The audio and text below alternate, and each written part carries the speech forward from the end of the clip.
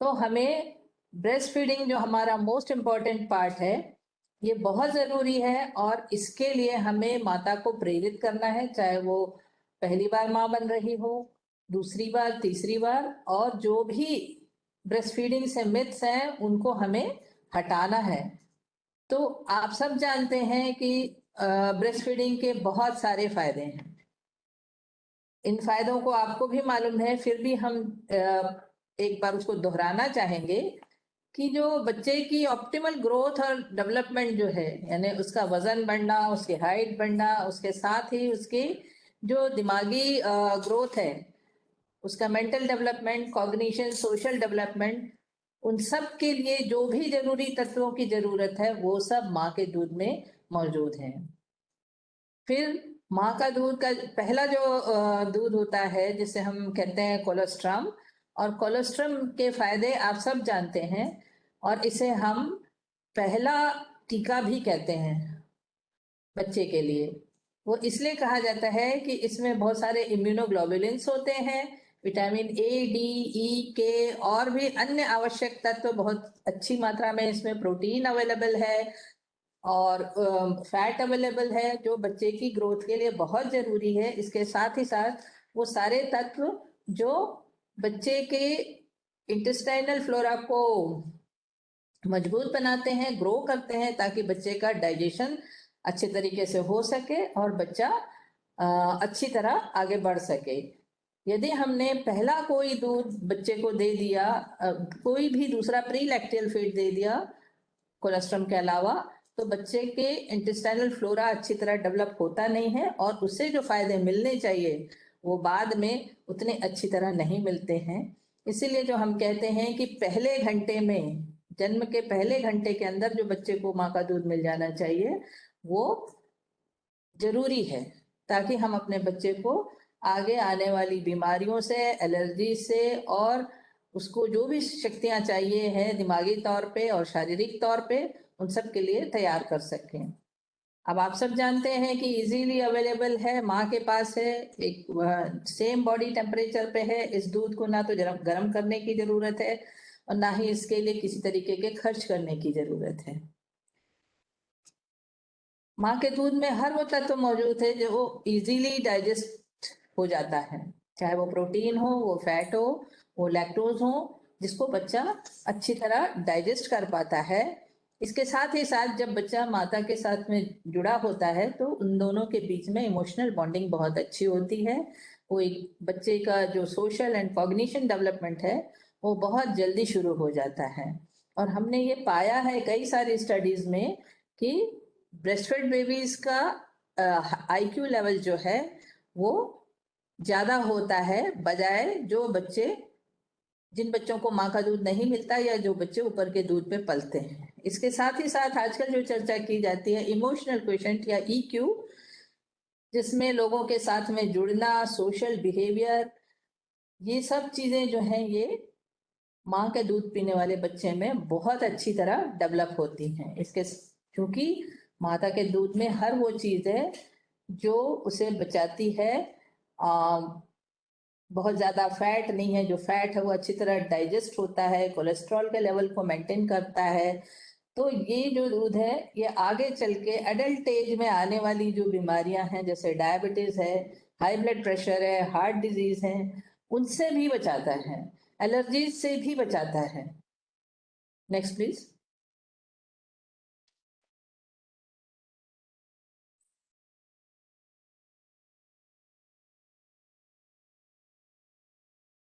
तो जो breast feeding की प्रैक्टिसेस हैं आप सब कर रहे हैं वार्ड में, लेकिन हमें इनको बढ़ाने की जरूरत है।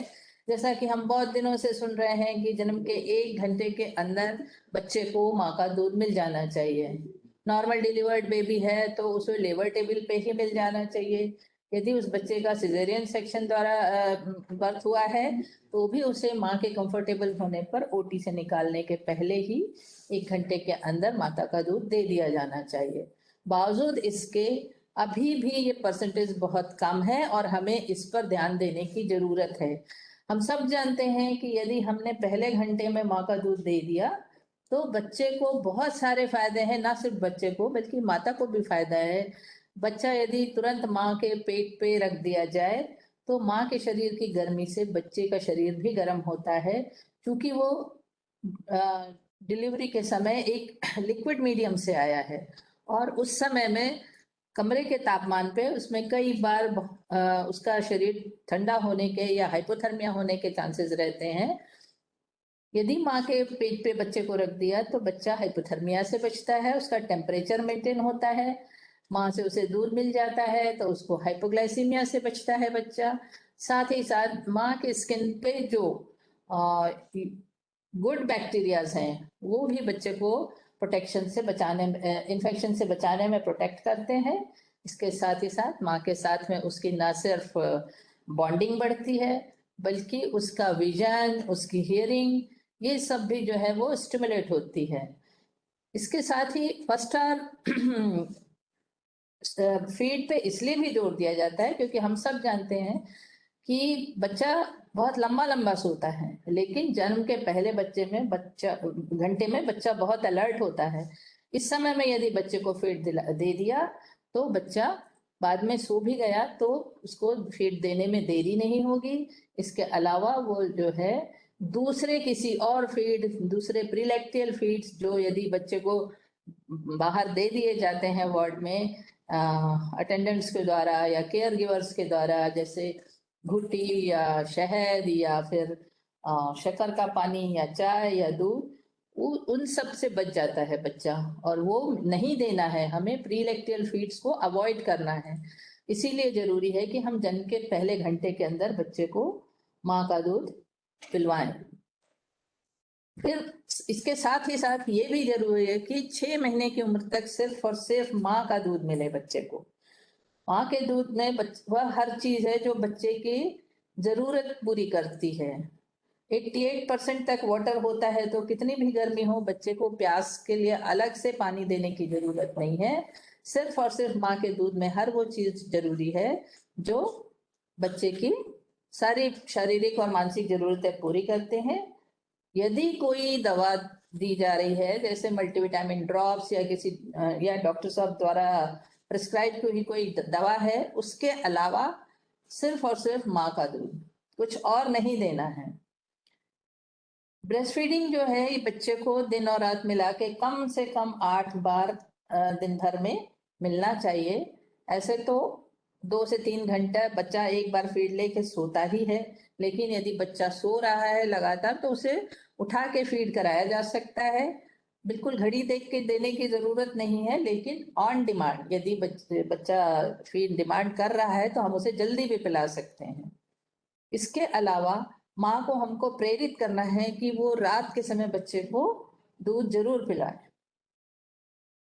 रात के समय दूध पिलाने से बच्चे को फायदे हैं कि बच्चा जो है वो रात के समय जो दूध, आप सब जानते हैं कि ब्रेस्ट फीडिंग जो है 2 हार्मोन से रेगुलेट होती है ना। तो कौन से हैं वो 2 हार्मोन? एक तो है प्रोलैक्टिन और दूसरा है ऑक्सीटोसिन। प्रोलैक्टिन हार्मोन जो है जो एंटीरियर पिट्यूटरी से निकलता है, ये रात के समय ज्यादा मात्रा में सीक्रेट होता है। तो यदि माता ज्यादा रात के समय बच्चे को दूध पिलाएगी तो ज्यादा मात्रा में अच्छी क्वालिटी का मिल्क आएगा और बच्चे का पेट भी भरेगा, हाइपोग्लाइसीमिया से बचेगा। एक लंबे समय तक अक्सर माताएं जो हैं रात में दिन भर थक के रात में सोना पसंद करती हैं और घर वाले बच्चे को ऊपर का दूध देना चाहते हैं। तो हमें ये बताना पड़ेगा कि माँ के पास जो दूध है रात के समय बेहतर क्वालिटी का मिल्क आता है और ये बच्चे को जरूर मिलना चाहिए। फिर जब माँ पिला रही है बच्चे को तो उसे एक बार में एक साइड के ब्रेस्ट से मिल्क खिलाने के लिए प्रेरित करना है। माँ अक्सर ऐसा होता है दोनों साइड से थोड़ा थोड़ा देर दूध पिलाती है, पर हम सब जानते हैं कि मिल्क जो है वो शुरू में आने वाला मिल्क जिसे हम 4 मिल्क कहते हैं, इसमें पानी की मात्रा ज्यादा होती है, कार्बोहाइड्रेट्स होते हैं, प्रोटीन्स होते हैं। इससे बच्चा का पेट तो भर जाता है, लेकिन जैसे ही बच्चा पेशाब करता है पेट खाली हो जाता है। लेकिन थोड़ी देर बाद 10 मिनट के बाद में जो आने वाला मिल्क है जिसे हम हाइंड मिल्क कहते हैं, हाइंड मिल्क में फैट है, प्रोटीन है और वो सारी चीजें हैं जो बच्चे की भूख मिटाती हैं, उसका वजन बढ़ने में सहायक होती हैं और बच्चा अच्छी तरह नींद लेता है। तो जब माँ दूध पिलाना शुरू करे तो कम से कम 20 से 25 मिनट या बच्चा जब तक खुद नहीं छोड़ देता उसे एक साइड का ब्रेस्ट एम्प्टी करना है। इसके बाद में यदि बच्चा चाहता है तो दूसरे साइड के ब्रेस्ट से पिलाए अथवा अगली बार जब फीडिंग कराना हो तो वो दूसरी तरफ के ब्रेस्ट से पिलाए। इससे एक तो ये भी होगा कि ब्रेस्ट अच्छी तरह खाली होगा तो अगली बार दोबारा वो ज्यादा अच्छी तरह भरेगा। यदि अधूरा पिलाएंगी तो आधा ही भरेगा। इसीलिए माँ को हमें ये समझाइश देनी है कि वो एक बार में एक तरफ के ब्रेस्ट से फीड कराए और उसके बाद अगली बार दूसरी तरफ से फीड कराए। जबरदस्ती फोर्सफुली बच्चे के मुंह से ब्रेस्ट को हटाना नहीं है जब तक कि बच्चा खुद ना छोड़ दे। और इसके लिए हमें कैसे पता पड़े कि बच्चा बराबर उसका पेट भर रहा है और उसके पेट में मिल्क की मात्रा जो है वो बराबर गई है। तो डायपर्स जो होते हैं कितनी बार उसने नैपी गीली करी है ये देख के हम अंदाज लगा सकते हैं। तो सिर्फ और सिर्फ माँ का दूध 6 महीने तक देंगे तो बच्चा ना सिर्फ उसका वजन अच्छा बढ़ेगा, उसका डेवलपमेंट अच्छा होगा, साथ ही बाहर से कोई भी सोर्स ऑफ इन्फेक्शन नहीं मिलेगा तो बच्चा बीमार नहीं पड़ेगा बार बार और उसका वजन अच्छी तरह बढ़ेगा, उसकी ग्रोथ अच्छी होगी। इसीलिए सिर्फ और सिर्फ माँ का दूध up to the age of 6 month. इसके बाद में हमें 6 महीने का बच्चा हो गया तब हमें कॉम्प्लीमेंट्री फीड देना भी नहीं भूलना है। कॉम्प्लीमेंट्री फीड भी सही समय पे शुरू किए जाएं ताकि बच्चा आगे आने वाले समय में जो भी उसकी ग्रोथ के लिए उसके बॉडी में जो डिमांड बढ़ी है फूड की, जो सिर्फ माँ के दूध से अब पूरी नहीं हो रही है, तो माँ के दूध के साथ साथ उस बच्चे को ऊपरी खाना भी खिलाने के लिए प्रेरित करना है। इसमें ज्यादा देरी नहीं करनी है, ये बात हमें माताओं को समझानी है।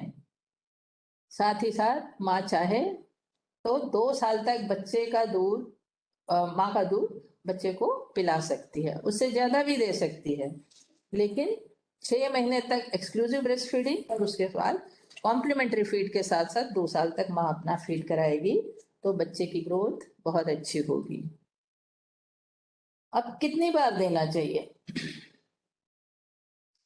बच्चे को कम से कम 8 से 10 बार, नॉर्मल न्यूबॉर्न जो है उसके लिए है कि उसको 8 से 10 बार 24 घंटे में ये दूध मिलना चाहिए।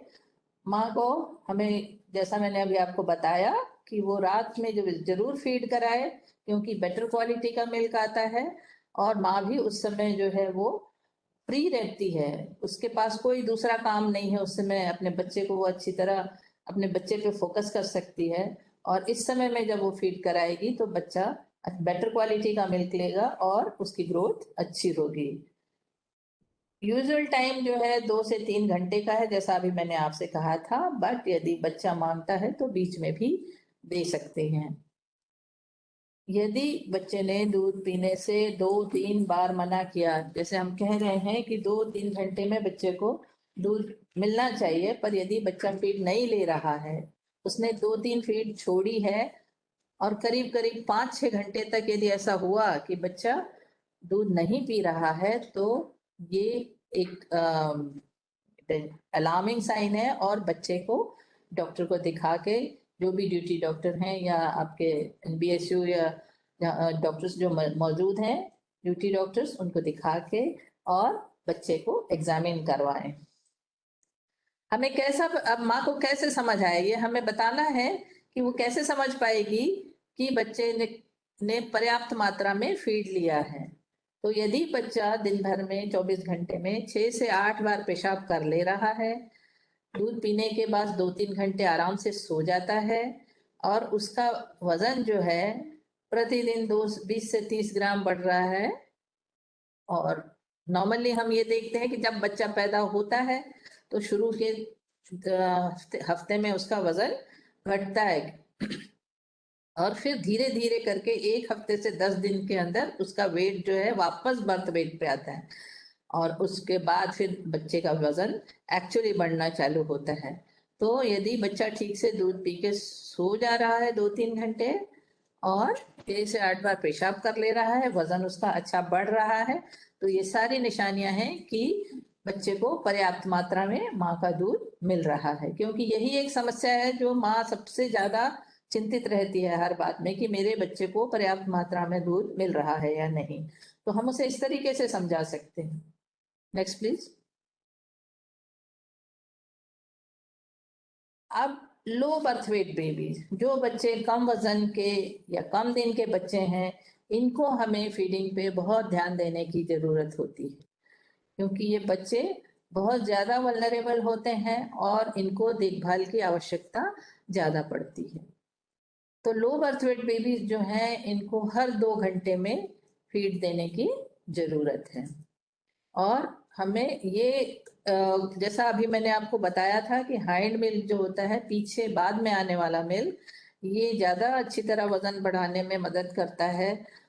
तो बच्चे में चूंकि लो बर्थ वेट बेबी हैं, इनमें फैट की भी मात्रा बहुत कम है, इनके बॉडी ग्रोथ के लिए बहुत जरूरी है कि इन्हें हाइंड मिल्क दिया जाए। तो माँ को फीडिंग के तरीके अच्छी तरह समझाना है कि दोनों ब्रेस्ट से ना फीड कराए, एक बार में एक ब्रेस्ट से फीड कराए और हाइंड मिल्क उसे जरूर मिले। यदि बेबी स्टेबल है, उसे कोई प्रॉब्लम नहीं है और खाली उसका वजन कम है, लेकिन बाकी कोई समस्या उसको दूसरी है नहीं, तो हम उसको धीरे धीरे उसकी फीडिंग को बढ़ा के और उसका वजन बढ़ाने की यदि कोशिश करें तो बहुत अच्छी तरह वजन बढ़ता है। इन बच्चों को जो है हम 150 ml पर केजी पर डे, इनकी जो डिमांड होती है, नीड इतनी है ना, 150 ml पर केजी पर डे के हिसाब से। मान लीजिए 2 केजी का बच्चा है तो उसे 300 ml चाहिए है। इसको धीरे धीरे बढ़ा के 180 टू 200 ml पर केजी तक ले जाया जा सकता है। ये वो बच्चे हैं जिनका जन्म 32 हफ्ते से कम समय में हुआ है, या फिर इनका वजन 1,500 ग्राम या 1.5 केजी से कम है। ज्यादातर ये बच्चे तो एसएनसीयू में पहुंचना चाहिए, पर यदि किसी कारण से वो वही हैं, आपके पास हैं, तो उनकी फीडिंग का आपको ध्यान देना पड़ेगा। लेकिन जो बच्चे, इन बच्चों में फीडिंग के लिए एक समस्या और भी होती है कि जो बच्चे 30 हफ्ते से छोटे होते हैं, इनमें जो है सकिंग और स्वेलोइंग में कोऑर्डिनेशन नहीं होता है। सकिंग, स्वेलोइंग और रेस्पिरेशन में नॉर्मली ये होता है कि सक करता है बेबी उस, और निगलने के समय उसने अपना रेस्पिरेशन कुछ सेकंड के लिए वो रोकता है, लेकिन इन बच्चों में ये कोऑर्डिनेशन आया नहीं होता है, तो इनमें ज्यादा संभावना रहती है कि ये एस्पिरेट कर जाएंगे। इसलिए यदि 30 हफ्ते से छोटा बच्चा है या 1200 ग्राम से कम वजन है, तो वो बच्चा ट्यूब फीड पे रहता है। 34 हफ्ते पे जाके बच्चा जो है सकिंग स्वेलोइंग का, उसमें कोऑर्डिनेशन आना शुरू होता है। तो यदि 34 हफ्ते से ज्यादा बड़ा बच्चा है या उसका वजन 1800 ग्राम से ज्यादा है, वो बच्चे को ब्रेस्ट फीड कराया जा सकता है। 1800 ग्राम तक के बच्चे तो वैसे एसएनसीयू में होने चाहिए, या एनबीएसयू है तो एनबीएसयू में, यदि किसी कारण से वो एसएनसीयू नहीं जा पा रहे हैं तो एनबीएसयू में होने चाहिए। पीएनसी वार्ड में बहुत प्रीमेच्योर बच्चों को, बहुत कम वजन के बच्चों को देख पाना, देखभाल कर पाना काफी दिक्कत का काम है। 30 to 34 वीक्स के बच्चे हैं या उनका वजन 1200 से 1800 ग्राम है, तो इनको हम कटोरी स्पून से पिला सकते हैं। कटोरी चम्मच या फिर पलाडाई होता है, एक दिए की तरह सामने हल्की सी चोंच बनी हुई होती है, ऐसी कटोरी, जिससे बच्चा आराम से धीरे धीरे फीड ले पाता है। Next please. Next please. तो इन बच्चों को किस तरीके से इन्हें फ्लूइड दिया जाता है? बच्चों की एज और वजन के हिसाब से। यदि बच्चा जो है 1200 ग्राम से छोटा है या उसकी जो जेस्टेशनल एज है वो 30 हफ्ते से कम है, तो ये बच्चे एसएनसीयू में जाएंगे, और एसएनसीयू में ही उनका फीडिंग जो है वो डिसाइड होता है कि इन बच्चों को, यदि वो बीमार हैं तो आईवी फ्लूइड्स के द्वारा, और यदि बीमार नहीं है लेकिन सिर्फ वजन के कारण उन्हें हमने वहां शिफ्ट किया है, वजन और प्रीमेच्योरिटी के कारण, तो वहां पर वो उन बच्चों को अकॉर्डिंगली फीड कराते हैं। यदि बच्चे का वजन 1200 से 1800 ग्राम है और उसकी मेच्योरिटी जो है 30 से 34 हफ्ते की है, तब इस बच्चे को भी एसएनसीयू में ही शिफ्ट करना पड़ेगा। लेकिन यदि बच्चे का वजन 1800 ग्राम से ज्यादा है और 34 हफ्ते से ज्यादा उसकी जेस्टेशनल एज है, तो इन बच्चों को ब्रेस्ट फीडिंग कराते हैं। यदि किसी कारण से ब्रेस्ट मिल्क पर्याप्त नहीं आ रहा है या बच्चा नहीं ले पा रहा है, तो कटोरी स्पून के द्वारा इन्हें फीड कराया जा सकता है। अदरवाइज ये बच्चे 1 से 3 दिन हो चाहे बाद के दिनों में, शुरुआत से भी ये ब्रेस्ट फीडिंग लेने में समर्थ होते हैं। Next please.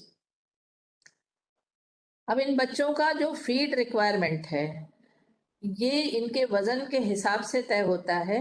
जिन बच्चों का वजन 1500 ग्राम से ज्यादा है, उन्हें 60 ml पर केजी बॉडी वेट के हिसाब से पर डे का जो है फीड की रिक्वायरमेंट रहती है। और उसके बाद में हर दिन इनको 15 ml का इंक्रीमेंट देके 60 से 75 और इस तरह बढ़ाते हुए एक सप्ताह में इन बच्चों की रिक्वायरमेंट 150 ml पर केजी बॉडी वेट से पर डे की हो जाती है। लेकिन जिन बच्चों का वजन 1500 ग्राम से कम है, इनमें डिमांड ज्यादा होती है, क्योंकि इन बच्चों में जो शरीर से चूंकि बहुत पतली स्किन है, शरीर से बहुत सारे पानी जो है उसको उसकी रिक्वायरमेंट ज्यादा होती है, क्योंकि इंसेंसिबल लॉसेस होते रहते हैं। तो हम इन बच्चों का जो फीड है वो डे 1 पे 80 ml से शुरू करते हैं और 15 ml पर केजी पर डे के हिसाब से इंक्रीमेंट देते हुए इन्हें भी एक सप्ताह में 150 ml इनकी बॉडी डिमांड पर केजी पर डे के हिसाब से हो जाती है। Next please. अब कटोरी स्पून से यदि फीडिंग कराना है, तो या तो कटोरी और एक कटोरी का ही एक रूप है पलाडाई, जिसमें एक जो दिए की तरह दिखाई देता है और सामने से थोड़ा सा हल्का नुकीला बना होता है। नुकीला तो नहीं होता है, बट शेप उसका होता है दिए की तरह। तो ये जो होते हैं, इससे बच्चों को फीड कराना आसान होता है। तो जिन बच्चों का जेस्टेशनल एज 30 से 32 हफ्ते का है, उनको थोड़ा सा उनका सिर उठाकर उन्हें फीड करवाया जा सकता है। तो कटोरी स्पून ले रहे हो, पलाडाई ले रहे हो, या जो भी आप बर्तन उनके लिए इस्तेमाल कर रहे हैं, ये सब काफी अच्छी तरह साफ होने चाहिए, धुले हुए हों, उबाले गए हों। साथ ही साथ हैंड हाइजीन का भी ध्यान रखना बहुत जरूरी है कि जो भी माता या जो भी केयर गिवर्स बच्चे को दूध पिला रहा है, वो खुद अपने हाथ बहुत अच्छी तरह साफ करे और फिर जितना मिल्क देना है उतना उस कटोरी में लेके बच्चे को हल्का सा अपराइट पकड़ के, गर्दन उसकी ऊंची करके और उसके गर्दन के चारों गले में नैपकिन लगा के फिर उसको फीड करा सकते हैं। यदि बच्चे ये दिया या पैलाडाई जो है या कटोरी, इसको लेके और बच्चे के माउथ के कॉर्नर से या लिप के कॉर्नर पे जैसे टच कराते हैं, तो बेबी अपना मुंह खोल के और फीड को लेने लगता है और फिर एक्टिवली धीरे धीरे वो स्वेलो करने लगता है। इस तरीके से बच्चे को अच्छी तरह फीड कराया जा सकता है।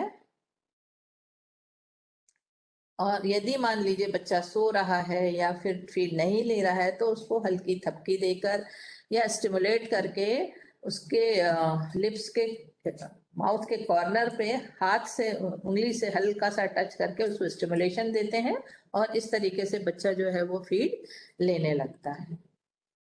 Next please. यदि कटोरी स्पून से बच्चा नहीं ले पा रहा है किसी कारण से या आपको सुस्त लग रहा है, तो बच्चे को ट्यूब फीड के द्वारा फीड दें। नेक्स्ट। अब ब्रेस्ट फीडिंग की बात आती है, तब ये दो चीजों को पे ध्यान देना बहुत जरूरी है। एक तो है पोजीशनिंग और दूसरा है अटैचमेंट। तो positioning of baby with mother and attachment of baby's mouth with mother's breast. तो पोजिशनिंग में हम ये देखते हैं कि माँ किस तरीके की पोजीशन ले जिससे वो कंफर्टेबली बच्चे को फीड करा सके। तो माँ जो है खुद भी एक कंफर्टेबल पोजीशन में बैठेगी। यदि वो बिस्तर पे बैठी है, वो चेयर पे बैठी है, जहाँ भी बैठी है, खुद अपनी पीठ टिका के आराम से बैठे और बच्चे को जैसा आप इस पिक्चर में देख रहे हैं अपने से चिपका के पकड़े। बच्चे का सिर जो है और सिर से लेकर पैर तक बच्चा सीध में हो, माँ की तरफ मुड़ा हुआ हो, उसका पेट और माँ का पेट जो है वो आपस में जुड़ा हुआ हो और माँ ने बच्चे को अच्छी तरह सपोर्ट किया हो। तो ये 4 चीजें हैं, सीधा, सामने, समीप या सटा हुआ और सहारा या सपोर्ट दिया हुआ। इस तरीके से जब बच्चे को माँ पकड़ती है तो बच्चे का मुंह जो है वो एकदम माँ के निप्पल के पास में होता है। और जब ऐसा पकड़ेगी माँ तो बच्चे का अटैचमेंट जो है वो ब्रेस्ट के साथ बहुत सही होगा। तो अटैचमेंट यदि अच्छा होगा तो हमें कैसा पता पड़ेगा कि गुड अटैचमेंट है? तो गुड अटैचमेंट के लिए 4 चीजें हमें दिखाई देती हैं। एक तो बच्चा पूरा मुंह खोलेगा, जैसा आप सेकंड पिक्चर में देख रहे हैं, है ना, कि बच्चे ने मुंह पूरा खोला हुआ है, उसका जो निचला ओंठ है वो बाहर की तरफ मुड़ा हुआ है, बच्चे की ठोड़ी माँ के स्तन से टच हो रही है और चूंकि उसका मुंह ज्यादा खुला हुआ है तो पूरा एरियोला या जो निप्पल के चारों तरफ का काला भाग है ये बच्चे के मुंह के अंदर होता है। जैसा कि हम सब जानते हैं कि एरियोला में ही ब्रेस्ट की जो दूध की नलियां हैं वो खुलती हैं और बच्चा अच्छी तरह फीड ले पाता है। तो गुड अटैचमेंट यदि के लक्षण ये यदि चारों हैं तो आप ये समझ पाएंगे कि हाँ बच्चा ठीक तरीके से दूध ले रहा है, उसे सकिंग में प्रॉब्लम नहीं होगी। पर यदि बच्चा माँ ने पोजीशन अच्छी नहीं रखी तो अटैचमेंट भी सही तरीके से नहीं आता है। जैसे हम थर्ड पिक्चर में देख रहे हैं कि बच्चे का मुंह बहुत थोड़ा सा खुला हुआ है, उसने सिर्फ निप्पल को अपने मुंह में लिया हुआ है, उसकी चिन जो है या ठोड़ी वो माँ के ब्रेस्ट से काफी दूर है और एरियोला भी दिखाई दे रहा है। तो यदि अटैचमेंट पुअर होगा तो फीडिंग अच्छी तरह नहीं हो पाएगी। और यही बहुत कॉमन और छोटी चीजें हैं जो यदि सही तरीके से सिखा दी जाए, जो अक्सर यही करेक्शन करने पर माँ अच्छी तरह फीड करा पाती है। भले माँ, हम देखते हैं कई बार कि माँ बहुत चिंतित होती है कि मेरे बच्चे को दूध सही नहीं मिल रहा है, पर्याप्त मात्रा में नहीं मिल रहा है। तो ये चीजें हैं पोजीशनिंग और अटैचमेंट जिनके करेक्शन के द्वारा हम उसकी फीडिंग बढ़वा सकते हैं और बच्चे का भी पेट बढ़ेगा और बच्चा अच्छी तरह नींद लेगा, वजन बढ़ेगा, स्वस्थ रहेगा। Next please. इस पिक्चर में आपको बिल्कुल अच्छी तरह दिखाई दे रहा है कि बच्चे ने जहाँ गुड अटैचमेंट है वही चीजें हैं कि उसका चिन जो है वो ब्रेस्ट के साथ में लगा हुआ है, बच्चे का मुंह पूरा ओपन है, बड़ा खुला हुआ है और उसका निचला होठ जो है वो बाहर की तरफ मुड़ा हुआ है और ज्यादातर एरियोला जो है काला भाग बच्चे के मुंह में है। लेकिन पुअर अटैचमेंट में जैसा आप देख रहे हैं कि बच्चे ने बहुत थोड़ा सा मुंह खुला हुआ है क्योंकि उसके मुंह में सिर्फ निप्पल आया हुआ है और हमें मालूम है कि निप्पल में दूध की नलियां नहीं खुलती हैं, तो उसे पर्याप्त मात्रा में दूध नहीं मिलेगा तो बच्चा जो है गहरी सकिंग भी नहीं करेगा। थोड़ी देर बाद जब उसे दूध नहीं मिलेगा तो या तो वो रोएगा या छोड़ देगा और माँ को भी परेशानी होगी कि उसके निपल छिल सकते हैं और उसे क्रैक निपल की शिकायत हो सकती है। Next. अब इस पिक्चर में जैसा आप देख रहे हैं कि गुड अटैचमेंट के कारण बच्चे के मुंह में पर्याप्त मात्रा में मिल्क आ रहा है, लेकिन पुअर अटैचमेंट में चूंकि उसके मुंह की पहुंच लेक्टिफेरस साइनसेस भी नहीं खुल रहे हैं उसके मुंह में और दूध की नलियां अच्छी तरह ओपन ना होने के कारण बहुत कम मात्रा में दूध उस तक पहुंच रहा है। इससे बच्चा सेटिस्फाई नहीं होगा, रोएगा या फिर वो जल्दी जल्दी उसको निप्पल को सक करेगा और माँ के भी परेशानी बढ़ेगी। Next please. अब हमें कैसे पता पड़े कि बच्चा जो सकलिंग कर रहा है ये इफेक्टिव है? तो हम देखेंगे कि जो बच्चे अच्छी तरह फीड ले पाते हैं, तो जिस समय वो सक करते होते हैं उस समय में वो गहरा गहरा सकिंग करते हैं, है ना। और उसके बाद में 2-3 बार वो गहरे गहरे सक करेंगे, फिर उसको निगलेगा बच्चा। तो इसके बाद में थोड़ा सा कुछ सेकंड के लिए बच्चा रुकता है।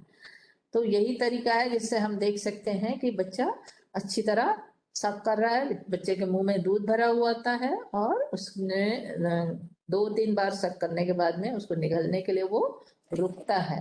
तो बच्चा यदि रुका है तो माँ ये सोच के ना छुड़ा दे कि फीड नहीं ले रहा है, बच्चा सो गया है, बच्चा थोड़ी देर बाद फिर से सक करता है। तो जब तक बच्चा अपने आप ना छोड़े, माँ दूध ना छुड़वाए।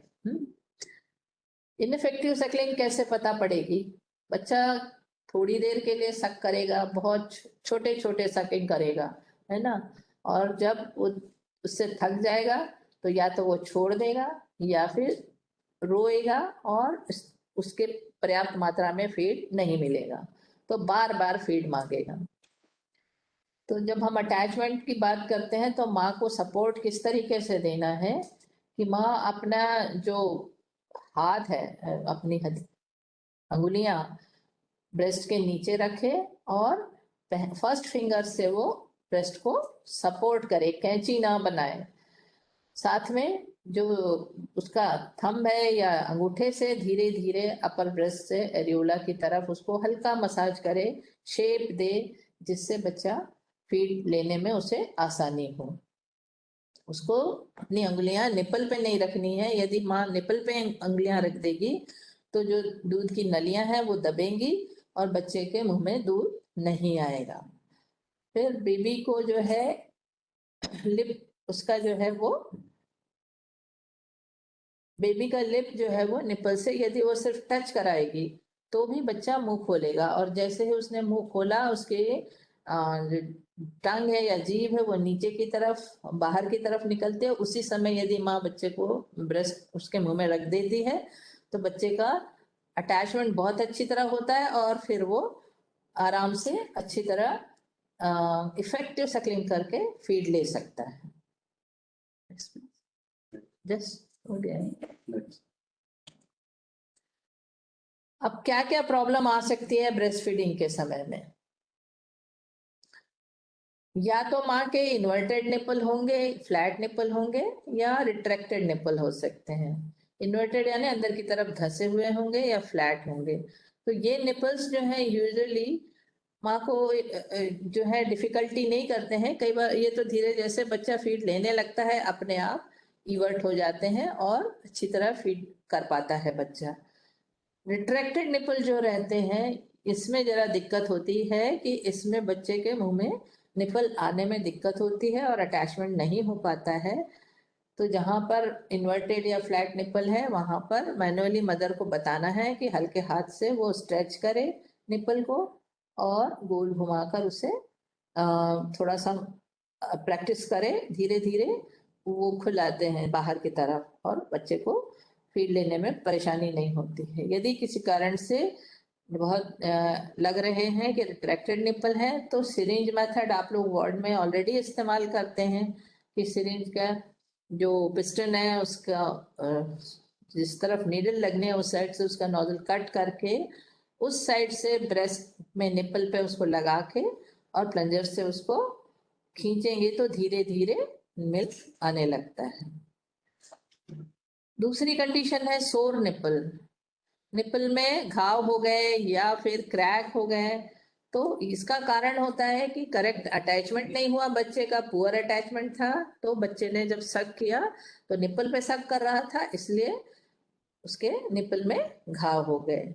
या फिर माँ हर बार ब्रेस्ट को साबुन से साफ कर रही है बहुत ज्यादा हर और या माँ को कोई फंगल इन्फेक्शन है या फिर बेबी को जबरदस्ती वो छुड़ा रही है ब्रेस्ट से फीड कराते कराते, तो उसके कारण उसे चोट आई है। यदि ये सब है तो हमें देखना पड़ेगा कि यदि अटैचमेंट और पोजीशनिंग सही नहीं है तो माँ को सही पोजीशनिंग और अटैचमेंट सिखाएं, और यदि निपल पे क्रैक्ड हैं या फिर उसमें सोर हो गए हैं, तो हाइंड मिल्क लगाने से, हाइंड मिल्क में काफी फैट की भी मात्रा होती है जो इमोलेंट की तरह काम करता है, वो अपने आप में बहुत सूदिंग होता है और निपल के घाव जो है वो जल्दी ठीक हो जाते हैं।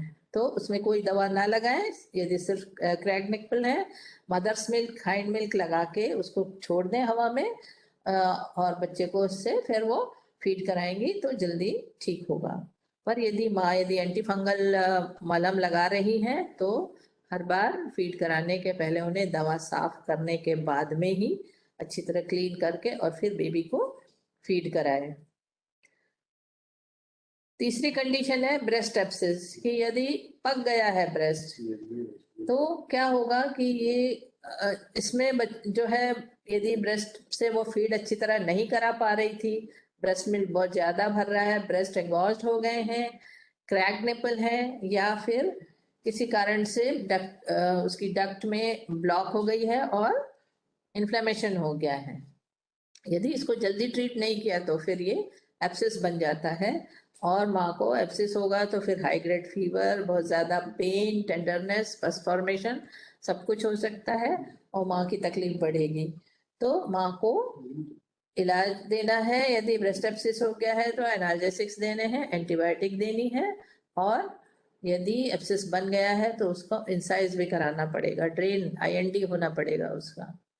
लेकिन जो normal other side of breast है उससे बच्चे को वो नॉर्मली ब्रेस्ट फीड कराती रहे, ये हमें माँ को बताना है। Next please. ब्रेस्ट एंगोर्जमेंट, जैसा अभी हमने देखा कि कई बार आपने देखा होगा वार्ड में कि माँ का स्तन जो है बहुत कड़ा हो गया, बहुत दूध भर गया ज्यादा मात्रा में। क्यों होता है? क्योंकि या तो माँ ने उसको टाइम से दूध पिलाना शुरू नहीं किया, या बहुत बहुत देरी से दूध पिला रही है, तो दूध पिलाने की कोशिश कर रही है पर उसका पोजीशन के कारण उसका अटैचमेंट अच्छा नहीं हो रहा है, और माँ का दूध जो है वो उसमें जितना होना चाहिए उससे ज्यादा भरा हुआ है, तो उसके कारण ब्रेस्ट जो है वो सूज जाएंगे, दर्द करेंगे, हार्ड होंगे, टेंडर होंगे, गर्म होंगे, तो इन्फ्लेमेशन के सारे साइंस उसमें दिखेंगे। इसमें माँ को ये करना है कि वो उसको लोकल फर्मेंटेशन दे के ब्रेस्ट को, उसको दर्द के लिए पैरासीटामोल देना है और हल्के हाथों से मिल्क एक्सप्रेस करा के धीरे धीरे और ब्रेस्ट को सॉफ्ट बनाना है, और माँ को सिखाना है कि वो सही तरीके से पोजीशनिंग और अटैचमेंट करेगी तो बेबी ब्रेस्ट अच्छी तरह खाली होगा और माँ की तकलीफ कम होगी।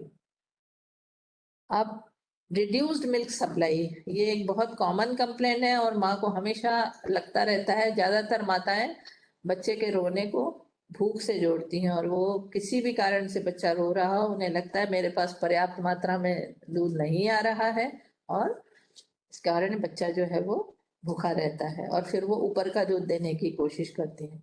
तो हमें पहले देखना है कि वाकई में उसके पास दूध है या नहीं है।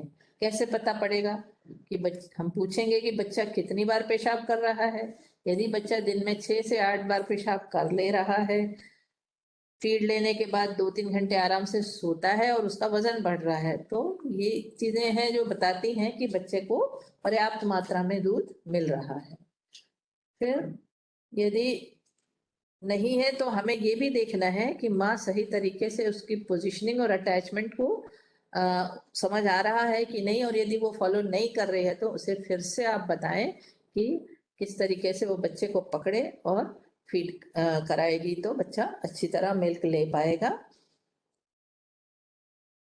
ब्रेस्ट एंगॉर्जमेंट या मेस्टाइटिस है तो ये सब चीजें भी हमें उसको बताना है कि यदि ये है तो वो क्या करें, और यदि बच्चे में वजन नहीं बढ़ रहा है तो माँ से ये पूछना है कि माँ किस तरीके से फीड करा रही है। जैसा हमने थोड़ी देर पहले चर्चा करी थी कि बच्चे को हाइंड मिल्क जरूर मिलना चाहिए, रात के समय दूध जरूर पिलाना चाहिए माँ को, तब बच्चे का वजन अच्छी तरह बढ़ रहा है। और यदि कोई कंडीशन मदर के साथ में है कि सोर निपल हो रहे हैं, मस्टाइटिस है, या फिर उसके ब्रेस्ट एंगॉर्ज हो रहे हैं, तो उनको मैनेज करना है, साथ ही साथ बैक मसाज भी बताना चाहिए, इससे लैक्टेशन जो है वो स्टिमुलेट होता है ज़्यादा मात्रा में, ऑक्सीटोसिन रिफ्लेक्स अच्छी तरह काम करता है और फिर जो लैक्टेशन वो बढ़ता है।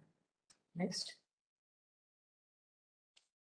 अब कैसे पता पड़े कि बच्चे को पर्याप्त मात्रा में मिल्क जो है वो नहीं मिल रहा है?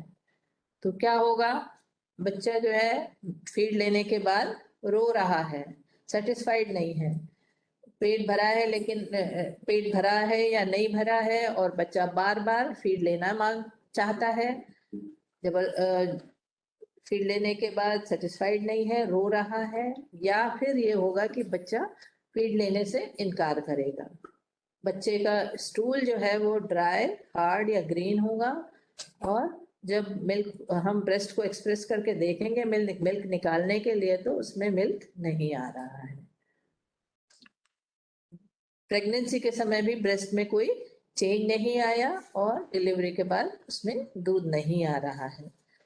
यदि बच्चे का वजन 500 ग्राम से कम बढ़ रहा है 1 महीने में, तो ये शो करता है कि बच्चे को पर्याप्त मात्रा में मिल्क नहीं मिल रहा है। और यदि बच्चा small amount of urine pass कर रहा है, थोड़ा थोड़ा सा पेशाब हो रहा है, डार्क येलो कलर का पेशाब है और स्ट्रॉन्ग स्मेल कर रहा है, तो ये भी शो करता है कि बच्चे को पर्याप्त मात्रा में मिल्क नहीं मिल रहा है। बच्चा डिहाइड्रेशन में जाएगा, उसे दूसरी प्रॉब्लम्स होंगी, साथ ही साथ बच्चे का वजन ना बढ़ने के कारण उसे और भी परेशानियां होंगी। तो हमें सही समय पे रहते हुए ये चीजें देखनी है। यदि माँ बता रही तो उसको ठीक तरीके से देखें, उसको जज करें और फिर माँ को सही तरीके से फीड कराने की सलाह देनी है। Next please. Next. Thank you ma'am. इसके बाद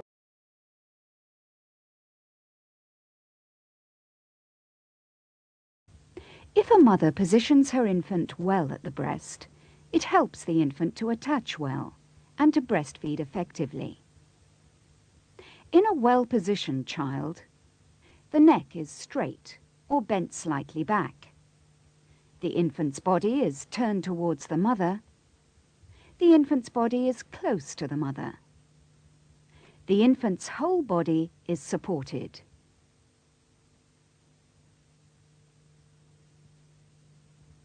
This infant is well positioned.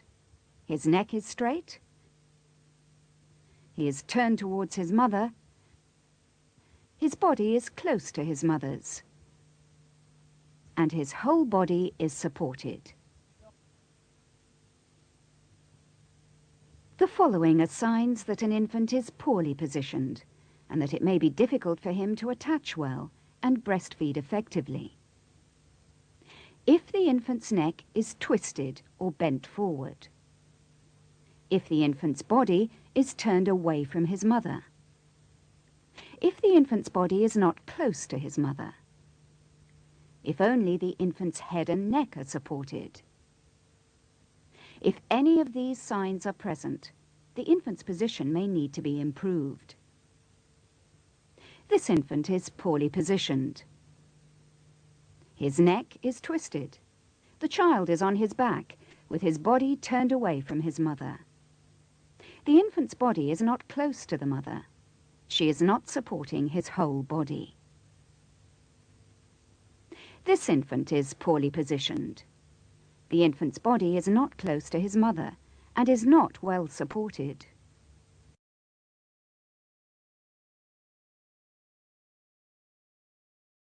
The 4 signs of good attachment are the chin touching the breast,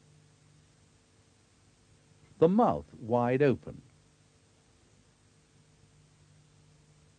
the lower lip turned outward,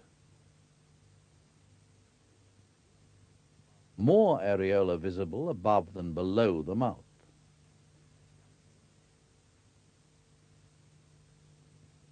This young infant is well attached, with the chin touching the mother's breast. This young infant is attempting to feed with its chin not touching the breast. There is an obvious gap between the young infant's chin and the mother's breast. This child is not well attached. When the young infant is well attached, the mouth is wide open. This young infant is feeding with its mouth wide open. This young infant is feeding with its mouth partially closed. It is not well attached to the mother's breast and is therefore having difficulty feeding. When the young infant is well attached, the lower lip is turned outward. With this young infant, you can clearly see the lower lip turned outward while he is feeding. With this young infant, the lower lip is turned inwards. It is not well attached. When the young infant is well attached, more areola is visible above than below the young infant's mouth. With this young infant, you can clearly see more areola above than below the mouth.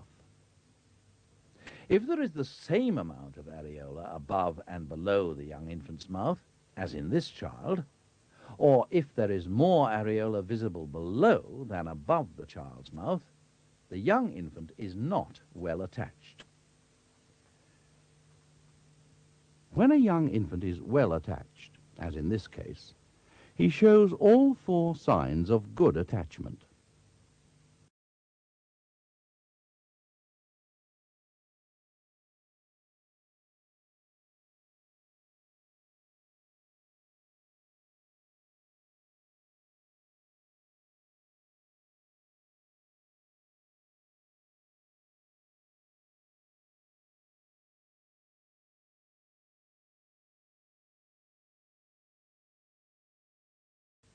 Is the infant suckling effectively?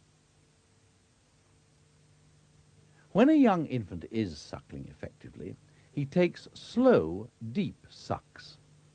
Sometimes he pauses and then starts suckling again. You may be able to see him swallow. This young infant is suckling effectively.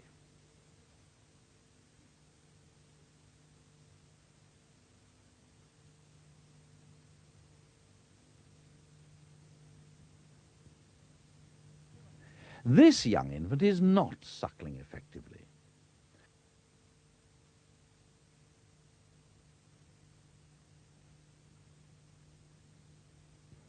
A young infant who has had a good breastfeed will stop suckling and release the breast spontaneously. He has had enough and is satisfied. He has lost interest in the breast and he appears relaxed and sleepy.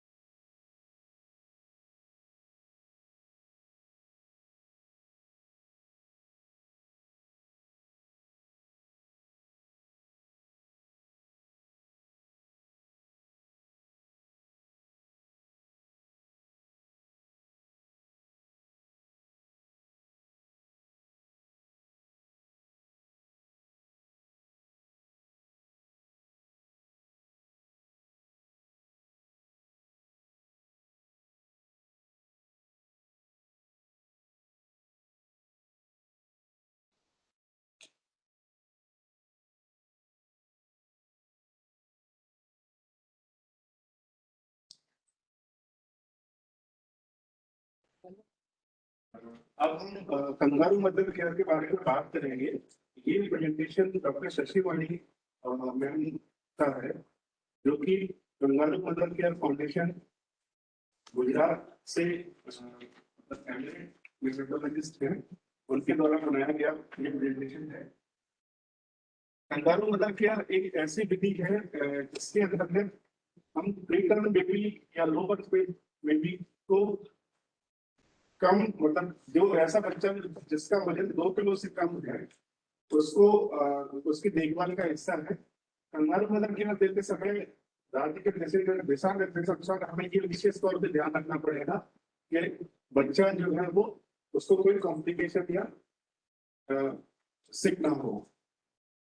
अभी state का जो kangaroo mother care का जो हमारे एक्सटेंसिव्स है उनका coverage लक्ष्य 2020 तक 50% बच्चों को देने का है, 2025 तक 75 और 2030 तक 90% बच्चों को केएमसी प्रोवाइड करने का लक्ष्य है। इस फोटो में आप देख सकते हैं जैसे केएमसी की अगर बात करें तो केएमसी में हमने कई बार फैसिलिटीज को विजिट करते समय देखा है कि माँ और बच्चे के बीच में स्किन टू स्किन कॉन्टेक्ट नहीं रहता। आमतौर पर देखा गया है कि माँ के कपड़ों के ऊपर ही बच्चे को रख दिया जाता है, तो वो केएमसी नहीं है। केएमसी में जो मेन कंपोनेंट है वो स्किन टू स्किन कॉन्टेक्ट और सेकंड कंपोनेंट जो है वो ब्रेस्ट फीडिंग है। तो यदि हम लोग इसको बात करें तो केएमसी को मतलब जादू की जल्दी भी कहते हैं, और यहाँ पर जो मुख्य चीज है वो त्वचा से त्वचा का संपर्क होना चाहिए। अगर आप लोगों ने कंगारू के बारे में सुना तो कंगारू एक ऐसा प्राणी है जो ऑस्ट्रेलिया में पाया जाता है, और ये अपने बच्चे को, इसका जो बच्चा होता है वो काफी छोटा होता है। जन्म के बाद इस बच्चे का जो वजन और फीडिंग है वो एक पाउच के अंदर चलती है। उसी मेथड को जब कोलंबिया बोगोटा में अडॉप्ट किया गया और देखा गया कि ये काफी लो कॉस्ट इंटरवेंशन है और इससे बच्चों का ग्रोथ अच्छे से हो रहा है, तो इस मेथड को वहां से स्टार्ट किया गया। स्टडीज आई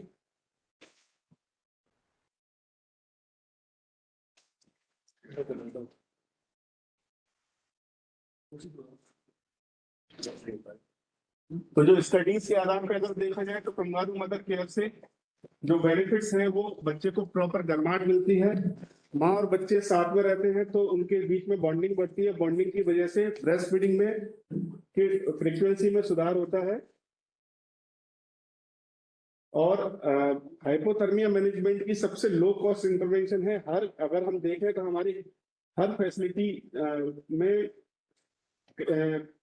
अगर देखा जाए तो वार्मर अवेलेबल नहीं है। अगर वार्मर अवेलेबल है तो पीएनसी बोर्ड में हर फैसिलिटी में वार्मर अवेलेबल नहीं है। यदि वार्मर अवेलेबल है भी तो पावर सप्लाई का इशू रहता है। तो ऐसी सिचुएशन में यदि बच्चा हाइपोथर्मिक हो रहा है तो हम केएमसी मेथड के माध्यम से बच्चे का टेम्परेचर कंट्रोल कर सकते हैं। और अगर हम बच्चे को माँ और बच्चे को साथ में रखते हैं केएमसी पोजीशन में तो ब्रेस्ट फीडिंग की फ्रीक्वेंसी भी बढ़ती है। इसके बाद इन्फेक्शन प्रिवेंशन और लो कॉस्ट मेथड है,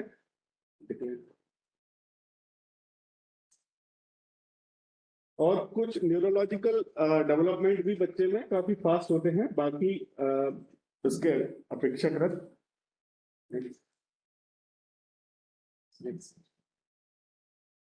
कंगारू मदर केयर देने के लिए इसको स्पेसिफिक वैसे तो हम रिकमेंड करते हैं कि पाउच होना चाहिए, लेकिन हम अपनी होम सेटिंग में या हॉस्पिटल सेटिंग में एक सामान्य कपड़े का इस्तेमाल करके भी केएमसी दे सकते हैं। ये पोजीशनिंग का जो मेथड है इसमें हम माँ और बच्चे को बिल्कुल स्किन टू स्किन कांटेक्ट देंगे, बच्चे को माँ के स्तन के बीच में रखेंगे और फ्रॉग लाइक पोजीशन में बच्चे को माँ के ऊपर प्लेस करेंगे। यहाँ पर ये ध्यान रखना होगा कि जब भी हम केएमसी पोजीशन में माँ और बच्चे को रख रहे हैं तो बच्चे का सर जो है वो एक साइड टिल्ट होना चाहिए, और यदि माँ और बच्चे एक दूसरे को देख रहे हैं इस पोजीशन में हम टिल्ट करें जैसा कि हमें पहली पिक्चर में दिख रहा है, तो इससे बच्चे को सांस लेने में कोई समस्या नहीं होगी। इस तरह से पोजीशन करने के बाद फिर हम एक कपड़े से बच्चे को रैप कर देंगे और माँ रिक्लाइनिंग पोजीशन में बेड पर रह सकती है, या फिर इस तरह से अगर वाइंड करते हैं तो माँ बच्चे को लेकर काम भी कर सकती है या ट्रेवल भी चल भी सकती है। ये हम डिस्कस कर चुके हैं। यहाँ पर ध्यान रखने योग्य ये बात है कि यदि पेरीफेरी में किसी भी हॉस्पिटल में बच्चे का वजन 1800 ग्राम से कम है तो उसको हमें केएमसी पोजीशन में नजदीकी एनबीएसयू या एसएनसीयू में रेफर करना है। 1800 ग्राम से कम वजन के बच्चे को हमें अपने संस्था में नहीं रखना है। तो यदि बच्चे का वजन 1800 ग्राम से कम है तो उसको हमें केएमसी पोजीशन में प्रॉपर वार्मथ पहुंचाते हुए नजदीकी न्यूबॉर्न स्टेबलाइजेशन यूनिट या नजदीकी एसएनसयू में रेफर करना है। नेक्स्ट, यदि केएमसी की बात की जाए तो केएमसी का जो ड्यूरेशन शॉर्ट 4 घंटे का होता है, एक्सटेंडेड 5 से 8 घंटे का, लॉन्ग 9 से 12 घंटे का और कंटिन्यूस 12 घंटे से अधिक। लेकिन स्टडीज सजेस्ट करती हैं कि यदि केएमसी 8 घंटे मतलब 24 घंटे में यदि हम 8 घंटे से ज्यादा केएमसी नहीं देते तो ऐसी केएमसी का कोई बेनिफिट नहीं है। इसलिए रिकमेंडेड ये है कि एक बार में जब भी हम केएमसी कराएंगे तो कम से कम 1.5 घंटे केएमसी कराएंगे और 24 घंटे में उसका ड्यूरेशन मोर देन 8 आवर्स होना चाहिए। नेक्स्ट, केएमसी के दौरान कम वजन के बच्चे को नहलाना नहीं है, उसको गीले कपड़े से पोंछा जा सकता है। बच्चे को बार बार नहीं उठाना, बोतल से दूध नहीं पिलाना, बीमार बच्चों के संपर्क में आने से रोकना है और यदि माँ को नींद आ रही है तो केएमसी नहीं करानी चाहिए।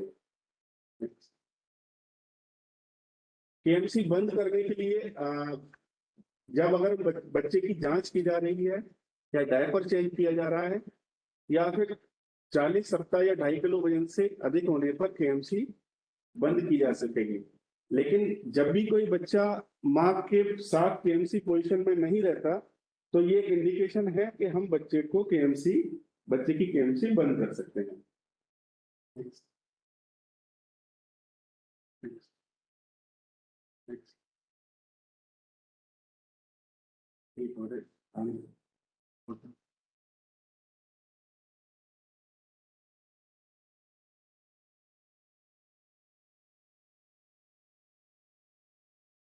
केएमसी कराते समय जो ध्यान रखना है कि हमें बच्चे में खतरे के निशान की मॉनिटरिंग करनी है।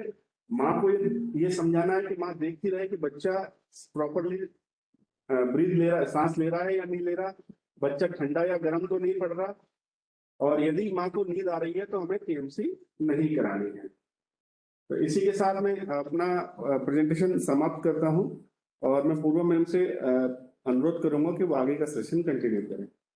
निकल जाओ फिर क्वेश्चन आंसर सेशन मैं बाद में थोड़ा सा